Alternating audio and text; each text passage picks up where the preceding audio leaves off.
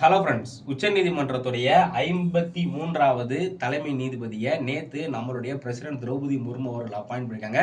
இவர் யாரு அப்படின்னா ஜஸ்டிஸ் சூரியகாந்த் தான் 53வது சிஜே. இவர் ஹரியானா மாநிலத்தை சார்ந்தவர். இதுக்கு முன்னாடி நிறைய முக்கியமான பதவி வச்சிருக்காரு.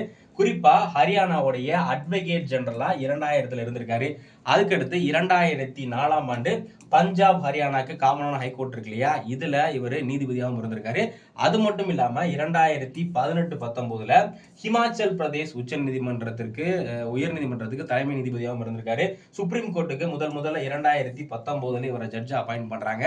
இப்போ இவர் 53வது நீதிபதியா தலைமை நீதிபதியா இருக்காரு. இதுக்கு முன்னாடி இவர் நம்ம நால்சாவுடைய சேர்பர்சனாகவும் இருந்திருக்காரு. இவருடைய பதவி காலம் எப்போ முடியும் அப்படின்னா நவம்பர் 24, 2025 இருந்து பிப்ரவரி 9, கிட்டத்தட்ட 15 மாதங்கள் தலைமை நீதிபதியா இவர் தான் இருக்க போறாரு.